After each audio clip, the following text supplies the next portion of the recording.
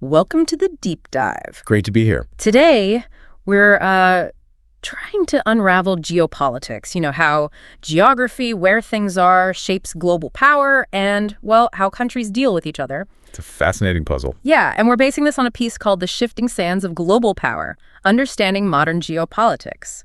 Our plan is really to pull out the key ideas, the things that help make sense of today's world without, getting totally lost in the weeds. Right, focusing on the core shifts and what they actually mean. We hope to hit on some surprising things, too. Exactly. And hopefully give you a clearer picture of why things unfold the way they do. Have you ever wondered, why certain countries have so much influence or why global events take these weird turns? Well, this deep dive should give you some really crucial pieces of that puzzle. It should. And it's interesting how this old link between geography and power is showing up in totally new ways now. It's way more complex than just looking at who's got the biggest map. For sure. Okay, let's dive in. The first really big thing that jumps out is this idea of shifting power. The text talks about moving away from, a time when the U.S. was pretty much the main player, that unipolar world. Yeah, the post-Cold War era. Right, towards something more spread out, multipolar. Precisely. And that's not just a small tweak. We're seeing a real redistribution of influence globally.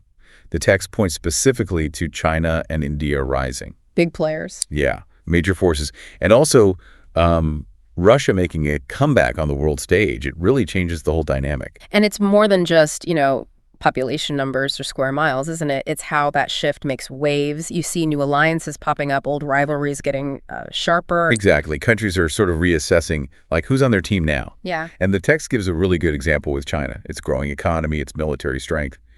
That doesn't happen in a vacuum. It directly impacts how, say, its neighbors make decisions and how the U.S. shapes its own foreign policy. It's all interconnected, constantly shifting.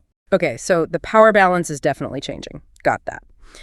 But it's not just about military might or, traditional power anymore, right? The text really hits hard on how economics and geopolitics are tangled up.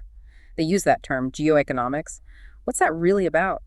Well, it's basically seeing that economic moves, trade deals, sanctions, investments aren't just about making money.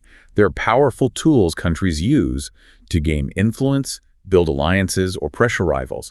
Think global supply chains, financial flows. Right, like using economic muscle for political goals. Precisely. Sanctions are an obvious one, but also big infrastructure projects, trade agreements. They can all reshape political relationships. Okay, so nations playing chess, but with trade routes and investments instead of just armies. Kind of, yeah. And the text brings up China's Belt and Road Initiative as a key example. That's way more than just building ports and railways, isn't it? Oh, absolutely. I mean, look at the scale of it. Across Asia, Africa, even into Europe, it's a massive infrastructure push. Yes, it helps trade, but it also potentially hugely increases China's political leverage and influence in all those regions. It's geoeconomics in action, really. Okay, that makes sense. Now, another game changer the text talks about is technology. All these rapid advances, AI, cyber stuff, space exploration, even biotech. It feels like these are becoming new battlegrounds. Why is that? Well, think about it. In the 21st century, whoever leads in developing and controlling these critical technologies and the infrastructure they run on, they just have a huge advantage. It's becoming fundamental to national power, to strategic edge. Right. Data is power and networks are power. Exactly. And the text uses 5G as a perfect example. It's not just about, faster downloads on your phone. No, it seems much bigger than that. It is. The competition to build and deploy 5G networks, that's about who controls the backbone of the future digital economy. It's about who sets the standards, who has access to the data flows. It confers real geopolitical advantages. Wow. Okay, so we have shifting power, geoeconomics, the tech race. But the text also reminds us not to forget the basics. Resources. Access to energy, minerals, water. That's still a major source of tension, right? Absolutely, a fundamental driver. And the twist now is climate change. It's making everything, more intense. How so? Climate change acts like a threat multiplier.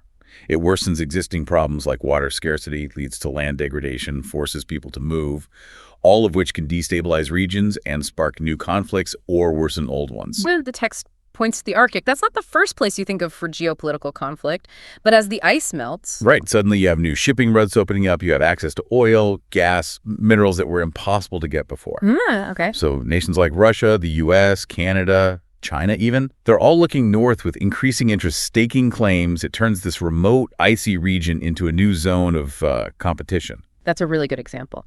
Now, here's something else interesting this text brings up. It's not just countries calling the shots anymore. There's the rise of non-state actors, big companies, international groups, NGOs, even terrorist groups. How do they fit into this geopolitical picture? That's a really important point. It forces us to look beyond just governments interacting. Think about the economic power of huge multinational corporations. They can influence policy, shift economies. Sure. International organizations like the UN or the WTO, they set rules and norms. And then, groups like ISIS or Al-Qaeda, they operate across borders, challenge state authority, and have a definite geopolitical impact, even without controlling territory in the traditional sense. And the examples given, like social media platforms influencing elections or how terrorist groups can operate globally, it really shows how power isn't just held by states. Exactly. It's become much more diffuse, more complex. These non-state actors add another layer to the whole geopolitical landscape. And related to that, I guess, is the digital domain itself. The text talks about information warfare and cybersecurity. It's like a whole new front has opened up. Absolutely. The digital age has just fundamentally changed things. You have states and other actors, too, using information, or rather disinformation, as a weapon, trying to sway public opinion in other countries, undermine trust, create chaos. Yeah, like the example they used of alleged Russian interference in the 2016 U.S. election. That really brought it home for a lot of people. It did. It showed the potential real-world impact. And then cybersecurity is the other side of that coin, protecting your own networks, your critical infrastructure, your data from attacks in this digital battlefield. It's a massive national security issue now. Okay, wow. So we've got these big forces. Power shifts, geoeconomics, tech, resources, non-state actors, the cyber dimension. The text then kind of pulls these together to look at the major challenges we're facing right now. And the first one is maybe the most obvious, this renewed great power competition, specifically U.S.-China. Right. And it's not just one thing. This competition plays out everywhere. It's about trade, who dominates in tech, military buildups, but also, like, whose ideas, whose system of government is seen as more legitimate or attractive around the world. So touches everything. Pretty much. It shapes alliances, creates uncertainty, forces other countries to pick sides sometimes.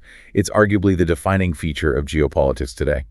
And beyond the big players, the text also highlights ongoing regional conflicts, places that seem stuck in instability. Yeah, and these aren't just local problems, unfortunately. Conflicts in the Middle East, parts of Africa, they have complex roots, internal and external, but they almost always draw in bigger powers with their own agendas. Right. And the human cost is enormous, obviously, with humanitarian crises, refugee flows, which then have ripple effects across regions and globally. They're major sources of geopolitical instability. And connecting back to what you said earlier, climate change is also a major challenge with the geopolitical dimensions. The text calls it a threat multiplier. It really is. It makes bad situations worse. Rising sea levels threaten coastal nations and cities. Extreme weather disrupts everything. Resource scarcity, especially water, becomes more acute. Leading to more tension. Potentially, yes. The text gives the example of water stress in places like the Middle East or Central Asia. Climate change can make that much worse, increasing the risk of disputes, instability, even conflict between countries that share those scarce resources. That's a sobering thought. Okay, one last challenge the text mentions is this feeling that maybe international cooperation is weakening, this idea of multilateralism being under strain. Yeah, there's definitely a sense of that. You see a rise in nationalism in some places, countries focusing more inwardly, maybe being more skeptical of international institutions or agreements. Like questioning the UN or pulling out of deals. Exactly. A tendency towards going it alone, unilateralism, rather than working together on global problems. And that makes it harder, obviously, to tackle issues that really need cooperation, like climate change or pandemics or economic crises. Wow, okay. We've really covered a lot of ground here, digging into these shifting sands of global power. It seems pretty clear that understanding these pieces, the power shifts, the geoeconomics, tech, resources, non-state actors, information warfare, it's all crucial if you want to make sense of the 21st century. Absolutely. And the key thing, I think, is seeing how they all connect. They aren't separate issues. Technology impacts economic competition. Resource scarcity can drive conflict. Non-state actors use cyber tools. It's all interwoven. Yeah, it's incredibly complex. And it really drives home that the decisions being made today in this messy geopolitical environment are going to shape the world for a long, long time. They really will. Which kind of leads to a final thought, maybe something for you, the listener, to think about. Given all these shifts we discussed, what do you think will be the single biggest geopolitical challenge over the next 10 years or so? And maybe more importantly, how might that challenge actually affect your world, your life? Something to definitely mull over as we all try to navigate this changing landscape.